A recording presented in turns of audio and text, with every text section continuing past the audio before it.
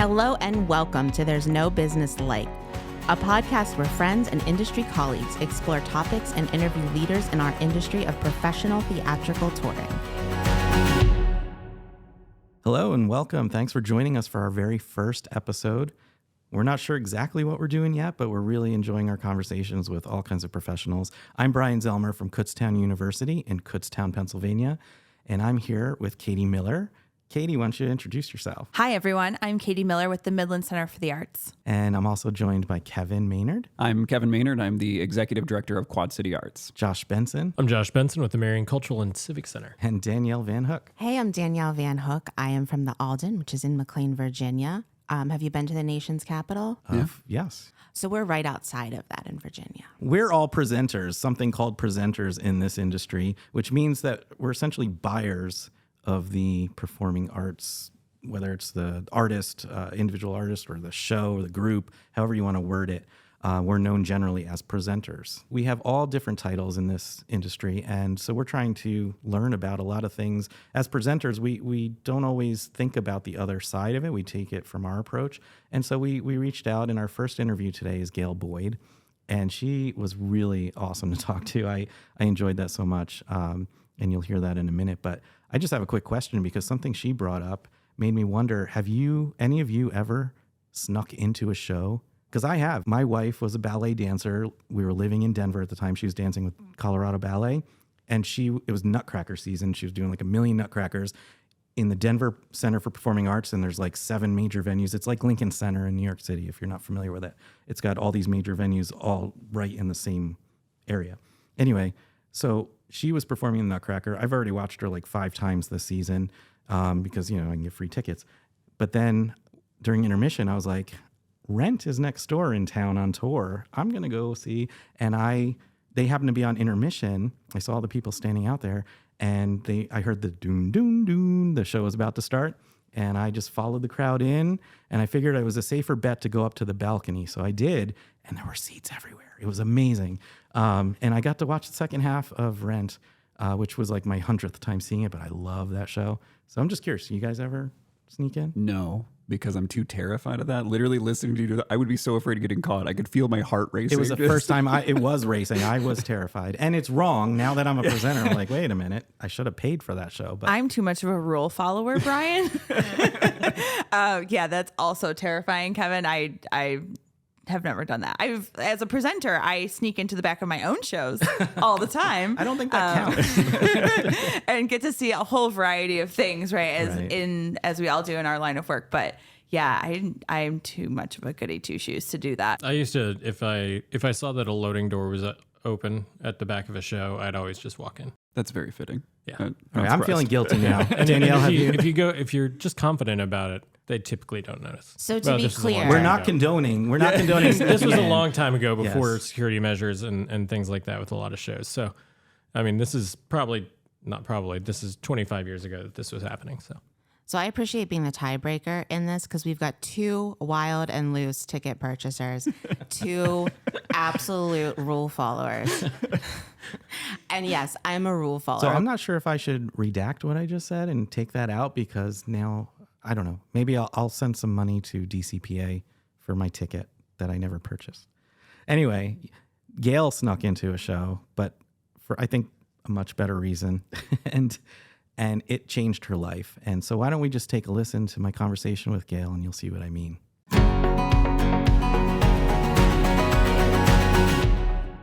I'm Gail Boyd. I am president of Gail Boyd Artist Management, which is a boutique management company representing jazz and dance artists. I'm also president of the North American Performing Arts Managers and Agents. I've been serving in that role for 3 years now. My term ends in January. I'm also co-founder of Vanguard Arts, which is an arts consulting company.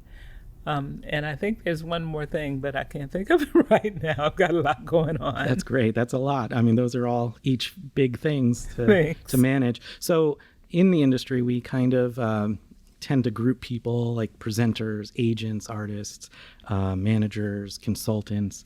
Which of those hats do you put yourself under? Manager and consultant at this point.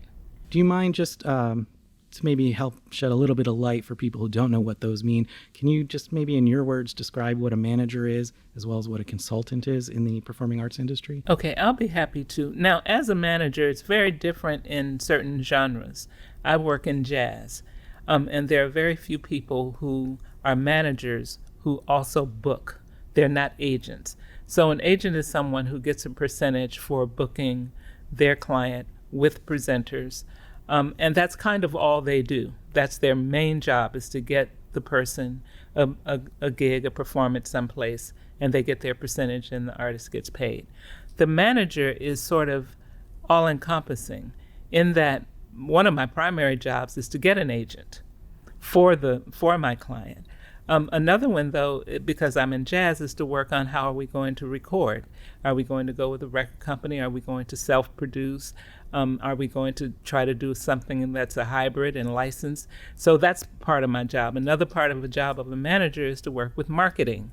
And so it's all encompassing. I mean, I am responsible for hiring the publicist, the marketing, the online marketing, whatever else the artist needs, including an agent. And so would you consider the consultant part something different than that or included in what Absolutely. So another manager, Karen Kennedy, and I decided that we couldn't take on any more clients. I have 12 clients that I manage, and she has a roster full. But there are people who call us sometimes, and all they need are just specific help. Somebody might call us and say, I'm putting out a new album and I just need to know what the steps are to get it released. They don't need full management. They're self-managed, but they will hire us to walk them through the process. We've also done some work with arts agencies. So diversity, inclusion, and equity is something that's really important right now, and we do a training course on that.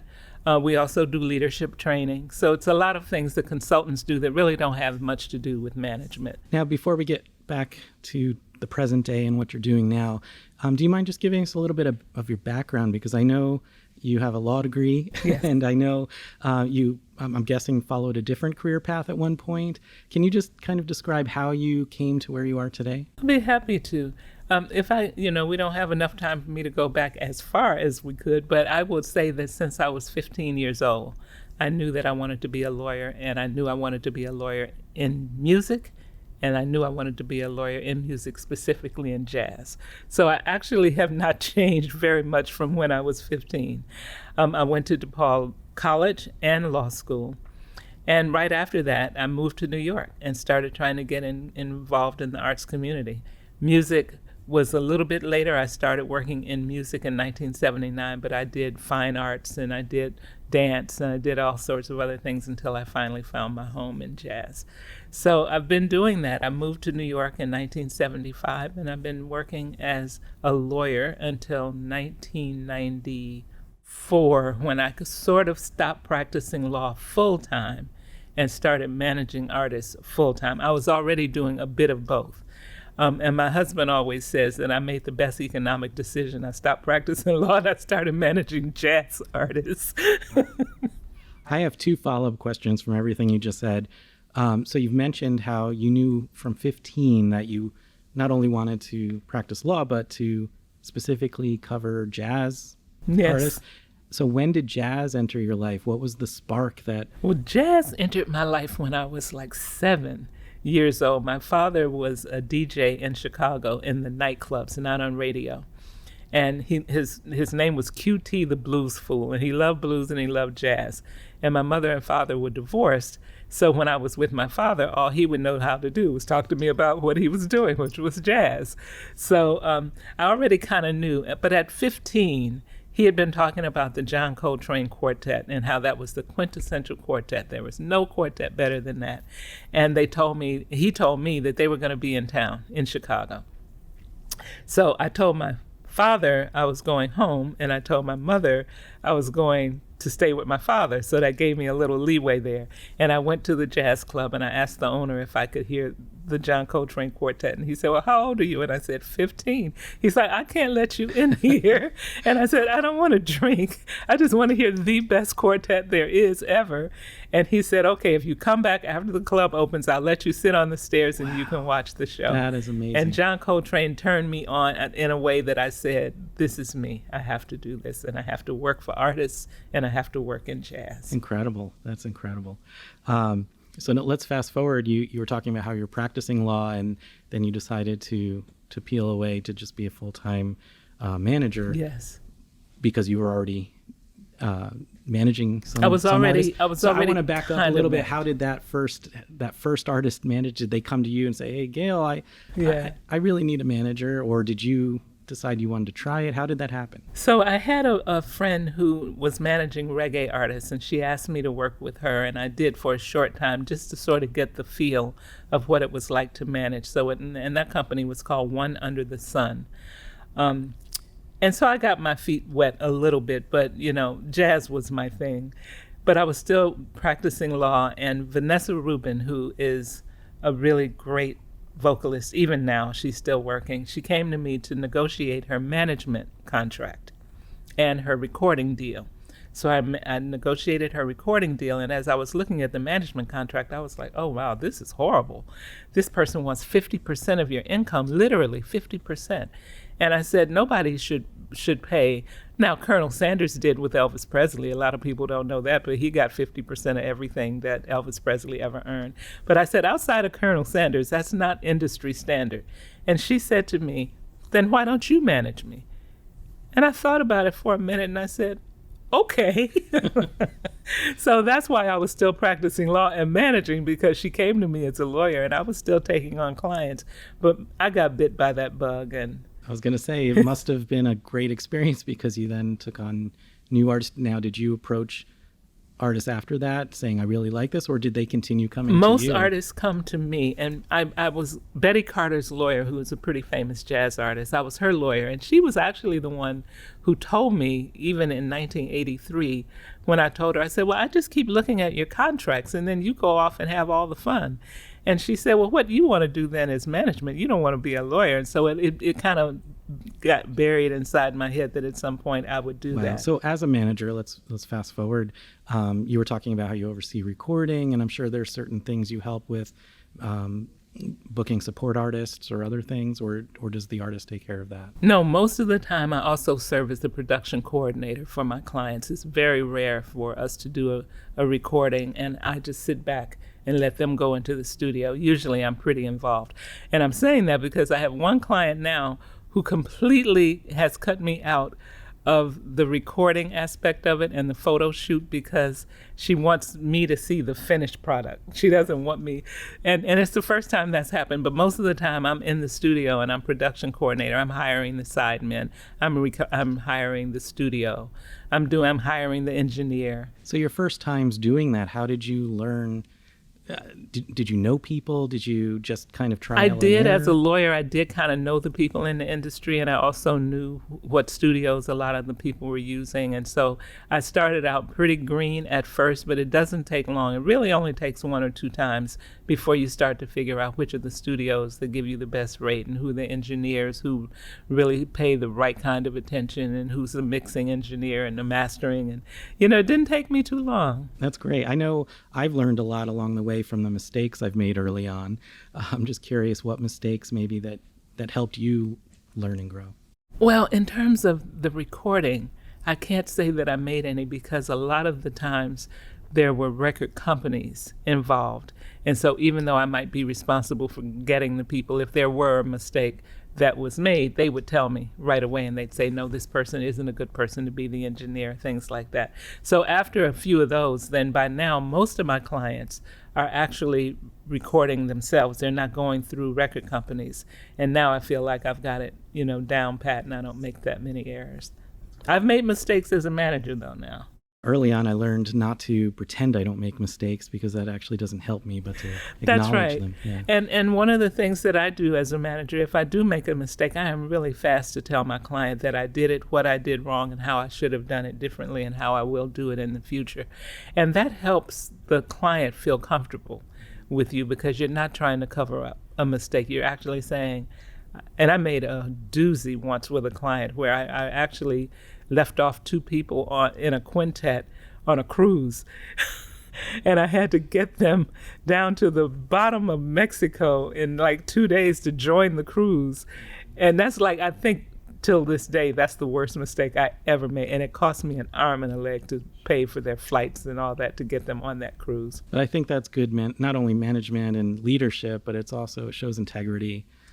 That's how I'd like to think of it. I mean, I like to think of being able to have the client trust that when I say something, it's real. And if it was a mistake, I can apologize for it. So working in the industry, I'm just curious, at this point, looking back, what do you consider the biggest challenges you faced, and what's been the most rewarding? Absolutely the most rewarding for me. I'm going to start with that instead of the challenges. The most rewarding for me is being a part of something and then sitting back and watching it unfold. You know, if I'm working with you, for example, as a presenter, and you bring somebody to this hall and to actually sit in the audience and see it happen. And the artist rarely knows all of the exchanges that have gone on between the manager and the presenter. And so when they come and they unfold their art, it's just really enjoyable for me. I mean, right now to this day, it's one of my best things. Some of the challenges are sometimes I'm in niche markets. I do dance, and I do one client who does dance, and the rest of my clients are jazz. And so they don't make the kind of income that we would like for them to make. And so it's always a challenge to try to get a tour. I have a tour that's going out Friday. And the money is not what I would like to see it be because the euro and the dollar just evened up. So I just lost like 20% of the money for the tour. And then the flights went up 40%. And so if you're dealing with a small margin anyway, you're sending people out sometimes making less than they would make if they stayed home. Speaking of the business of show business, if we can get a little bit into the behind the curtain look, if you will, I've kind of noticed that going to all the conferences and everything, there seems to be there's not just 2 ways of doing it, but 2 primary ways of conducting business in this industry. Seems like, in my opinion, transactional or relationship building. Yes. And some people do a blend of each. I'm just curious what method you subscribe to, or what mix. There is definitely a mix. I remember I've been a member of APAP, for example, since 1991. And I had my first booth probably in 1992. And nothing happened. I was just standing there with my nice little booth, and people would pass by. They didn't know me from a can of paint, and I didn't know them. And I didn't know how to make the exchange. But finally, one guy came by, and he looked up, and he saw my booth, and he said, "I don't do jazz," but, he gave me his name, and we shook hands. And I said to him, "Am I doing something wrong? Because I've been here for 2 days. Nobody has stopped by." And he said, "No, but you're new at this, aren't you?" And I said, "Yes." He said, "It's going to take you 3 years.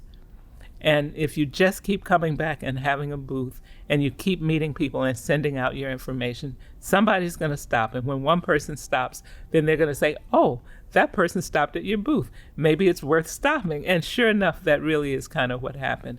I don't think transactional is a bad word like some people do, because you are buying as a presenter. I am selling as a manager. And it really is about relationships on the one hand, but on the other hand, if all we're going to do is chit chat and have coffee, neither one of us will accomplish what we want. So at some point, I want to say, I've got some great people, I've got great artists, here they are, and here's what they can do, and here's what it would charge. And you can say, well, my budget will only allow this, and then we can talk about whether we can make that work. That's transactional. Now, I do want to meet you and get to talk to you, and eventually, sometimes I'll sit and have a glass of wine or have a meal, but that's not, I don't go into it because that feels phony too. To just walk up to presenters and say, "Hi, I'd like to have a glass of wine with you." They know what I want. And so, I think the combination works. We get to know each other, and then you say to me, "Gail, who you got? I got this kind of a thing available, and I can tell you who I have." And it's a mixture. Definitely. And so that kind of leads us into conferences. We mentioned APAP, the Association of Performing Arts Professionals, Yes. a couple times. There's many other consortiums and other regional meetups and whatnot. Can you maybe just explain or talk a little bit about the ones that you've attended and if there's differences or nuances between them or reasons why someone who is a manager or consultant would want to choose one of these? Oh, absolutely. And I'm happy to say that I just joined the board of the new Midwest Regional Conference, which is MAX, Midwest Arts Expo. And that's taking the place of Arts Midwest, which I had attended, and I like it, and it's really good. It handles the Midwestern states primarily, but also there are people who will come to it.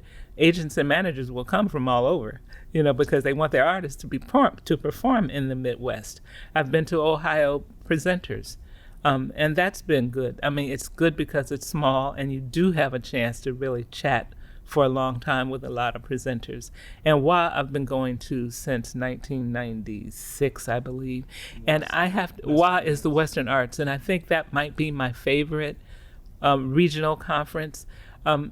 They really try to keep it so that it feels less transactional because they have tabletops basically instead of the booths, And so it feels a little bit less transactional, but I have had a booth there, but I also find that it's just as well. They do set aside meeting spaces, and sometimes there are a lot of presenters who would just rather meet you outside of the exhibit hall. So I like WA. I like them all, and I think that each one is different in certain respects, but they all lead up to APAP to me. They're like the feeder for APAP. You meet somebody in Arts Midwest, and they often will say to you, well, we'll finalize this when we see you in January. That happens a lot. Great. Now, you've already shared some advice that you got about how it takes about 3 years of just keeping going. And I don't know if that is still the case today, if a new I don't know if that's the case today, but one thing I will say that new managers and new agents absolutely should not do is send out their materials to every single presenter in the book. It's really important that you cull the list, take some time and see who it is you're sending your material to. I do jazz. If I know you're a presenter who only has a 5,000 seat room, I know that I have nobody on my roster who could fit that room. I'm not going to send you material. It's a waste of your time to have to go through it, and it's a waste of my time. So I think the really important thing is the research. Look and see what presenters present, and then see what it is you have, and then target it. And then when you target it, you'll get more attention from those presenters. And then ask them individually, send an email and say, I'm going to be at this conference. I noticed that you have registered for it. This is who I have. It seems to fit what you do. Could I take a meeting with you? And I have gotten meetings that way without knowing the people, and then we get to know each other, and then it becomes more relational after a while. For new managers starting out or people thinking about doing that, there's also other organizations that can help them if they join things. We mentioned NAPAMA. NAPAMA is excellent for people who want to get. In fact, we have artists, self-represented, we have agents, we have managers, and we have presenters who are not only members but on our board. And part of the reason is that not too long ago, I've been president for 3 years, but a little bit even before that, we started recognizing that this really is an ecosystem. And you don't want to sit in a vacuum as agents and managers and just make all the decisions about what should be happening. And then it turns out that it doesn't work for presenters or it doesn't work for self-represented artists. So we really make a plan to have presenters on our board, not just as members, but on our board. We make a plan to have self-repped artists. There are a lot of artists who don't have managers, and they don't have managers not because they can't find one. They really just want to represent themselves. It's a growing part of our industry, and so we always have that on our board as well. So if you come in, we have weekly webinars where we talk about the industry and where we talk about what to do, what not to do.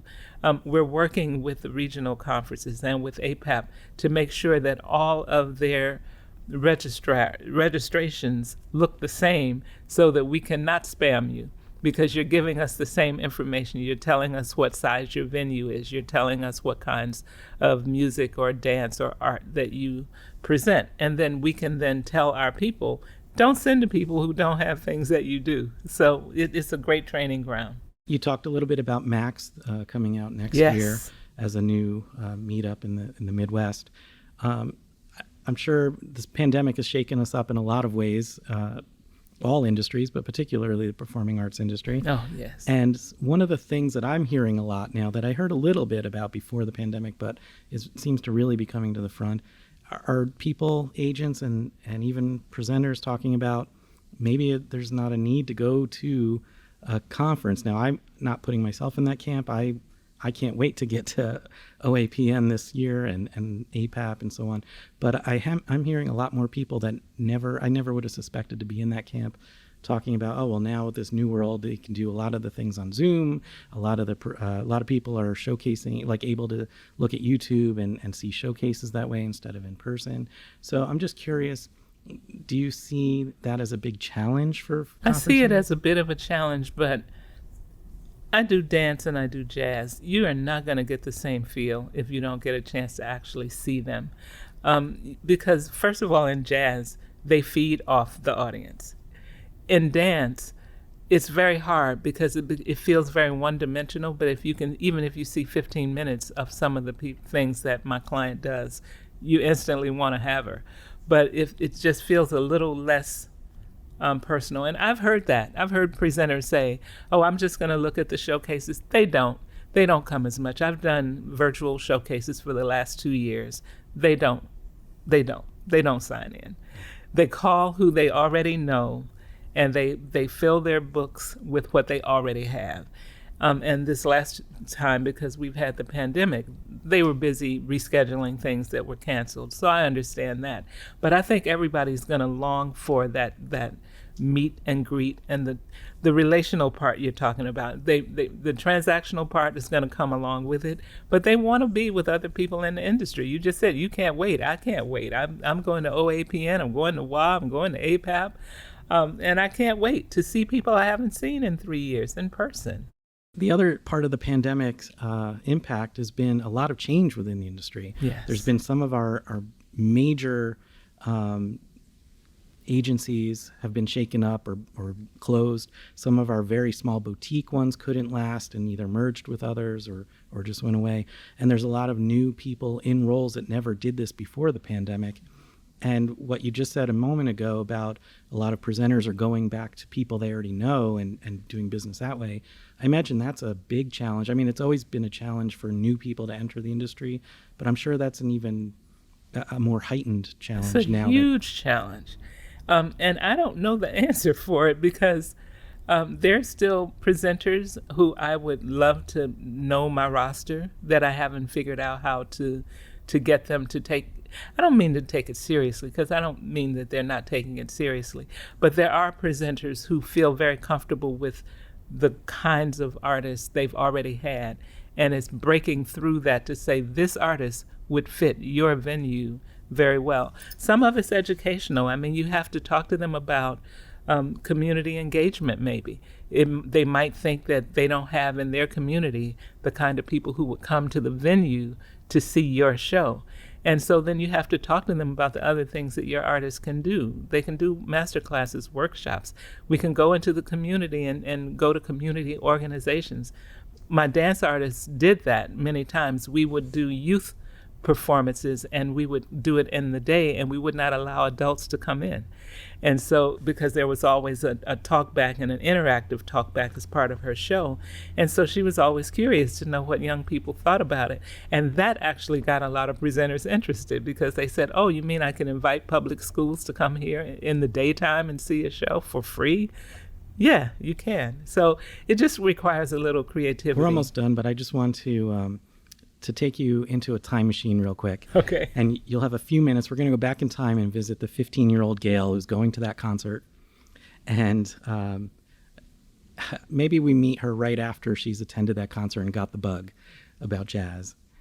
What advice do you want to impart to her? I probably would say, and this sounds crazy, I probably would say you don't have to go to law school, Gail. But maybe you could just take some business courses to do what it is you really love. The law led you to it, But the 15-year, if I could go back and tell her, I'd say, you're going to get more joy out of just working with artists than you do representing them as a lawyer. So skip that part. Wow. Is there any other wisdom or something that you'd like to impart to the new colleagues that we haven't touched on or talked about? You covered so much. Oh, thank you so much. But one of the things that I always like to say to people, and it's not new with me, but follow your bliss, because right now I'll be 75 years old in August, and I don't feel like I've worked for the last 30 years. I mean, I really feel like the day I stopped practicing law full time, I retired, and it's been fun ever since then. And that's because I feel like managing artists is what I'm meant to do. Find what it is you're meant to do, and then do it at all costs. Do it at no matter the sacrifice. Do it even if you don't see the light at the end of the tunnel. It's there, but you just have to put the work in. And then if it feels like work, you're not doing it right. Find what it feels like when it's not That's work. fantastic. What do you like most about working in the industry today? I am someone who actually loves the creation. I'm not a creator in that regard, but I love art. I love dance. I love classical music. It's not just jazz. I love all kinds of things. And so the thing I like about being in the industry is the art of discovery. Like I will go and see somebody who just completely blows me away. And I've been managing artists now since 1992, off and on, 94 full time. But I walked up to a client 2 years ago and said, "Can I manage you? Because you just blew me away. I just enjoyed your show so much. I want to be a part of it." I don't think I said, "Could I manage you?" I said, "Who's your manager?" And he said, "You?" And we've been together ever since. But what that artist did and what the audience response was did something for me. And I was like, that's why I do this. This is just beautiful. I loved speaking with you today, Gail. Thank you so much. Thank you. It's such a pleasure to hear these stories. And hopefully we have something to impart to the next generation. I hope so. Thank you so much for inviting me. That was awesome. Gail's take on how to care for your clients is what should really be the standard in the industry. Yeah, I think what I really appreciate about her was just the candor. I mean, everything that she shared and just her honesty about her approach and her style of business. If a mistake happens, own it immediately, share it immediately, be honest with it so that your client still feels taken care of even if you make a mistake. And I think it's a great lesson just for all sides of that business. I mean, understanding that you will make mistakes and you have to own up to it to, just continue to be able to move forward. There's such a pressure, I feel, in our industry to be perfect all the time and really be on your game, on point, do everything perfectly. And like you said, her candor about owning up to it and being very transparent with her clients was really refreshing to hear. And I feel like gives permission to the rest of us to be human in our work. Her answer to whether she wanted to tell herself about being a lawyer, like she maybe not go into law, like that really was shocking to me. And it's so telling because she said she hasn't worked since she stopped practicing law. Like she has that spirit and that passion because Find she's your not bliss. working. That's what she said, yeah. right? Yeah. And that's just, we got to carry that, right? The experience that kicked off that passion is so cool in amongst itself. Sneaking into a jazz club at 15 to see John Coltrane. I mean, that's just incredible. Yeah, what a cool life. I mean, and to be able to have that sort of experience at that age and really to have that honestly shape the rest of your life like that. And we all know Gail because she's such a leader in the industry and such a mentor to so many people. The way she gives back and the way she's formed, a lot of things with the present day Napama as president is just incredible and so giving. And it's just, to me, I'm inspired to kind of follow those footsteps and try to do that too. Yeah, so I'll share a little secret. The only interaction I've had with Gail was just reading her name and just seeing all the things that she's been involved with. So this interview was really my first introduction to Gail, but it made me want to just go talk to her and just honestly to do business with her just because of her approach and the way that she, talks about the industry. So I enjoyed it because I felt like I met someone new. And the beauty of that is that as a person in a one-on-one conversation, she's so engaged in you and she's there and she's present and she's warm. and welcoming, and you feel like you can talk to her about anything. Except I have to disagree with her. I would love if an agent came up to me like, hey, would you like to have a glass of wine? Because I'm always like, yes. But yeah, I know what she means. It is obviously there's a reason they're asking you because we're trying to do business, and that's the bottom line. Yeah. Speaking of that, I like the way that you framed the approach to transactional and the relationship building, because I think she's right that it does sort of get like a bad name, that transactional approach, but that relationship has to start out of something. So I just liked it. Well, I ask that because when I was brandy new and I went to my first conference, I was 100% pure transactional. Josh and I have had conversations about this, how, and I felt the same way he did. Like, it's very adversarial. Thank you. And, you go there thinking it's us against them and that they're all like after you and you got to fight for the best deal. And it's not. Like, then I evolved and learned it's actually about the long game, about developing the relationships and the transaction. But I started to go too far the other way, and Gail kind of brought me back in with that thinking. Well, and what is the best deal? Is it the best deal for here right now, or is it the best deal that we're all still here in 10 years, right? Yeah. Do we need to nickel and dime every single transaction, or are we really here to get to know each other and to play the long game and to maybe actually exist together in the future? We're not just trying in ecology. Exactly. Yes. Exactly. But those early days I was talking about, that's how it was. You think, oh, I've got to do the best deal I can get. I got to get a bargain. I got to, undercut them the best I can for my organization. But yeah, you're right. That's not good for the industry. Right? Yeah. I feel like your conversation with Gail really embodied her almost heart for service, right? Service to the field. So service for her artists, service for other, agents through her work with Napama, service to the art itself, like finding a way to help these jazz artists that maybe have the toughest time in our industry getting gigs and building their careers, because jazz is just one of those very niche art forms. I really feel like she has a heart for service for people. And that's really what we're trying to do as an industry, is serve our patrons, serve the people in our communities. And I really feel like your conversation embodied that, and her perspective on things embodied that. She's amazing. I just want to thank Gail for taking the time to speak with me. And I think not many people are going to not be able to recognize her from a can of paint. But I love that term, by the way. That was the first time I heard that. Thank you, Gail. But yeah, seriously, thank you, Gail. This was a lot of great information. And I don't know what else to say. I'm just in awe and inspired by you. So. Well, that's it for today's episode of There's No Business Like.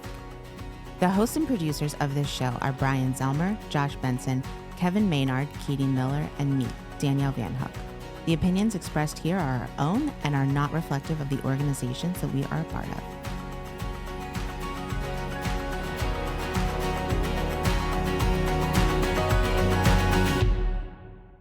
There's no one in here, right? Right?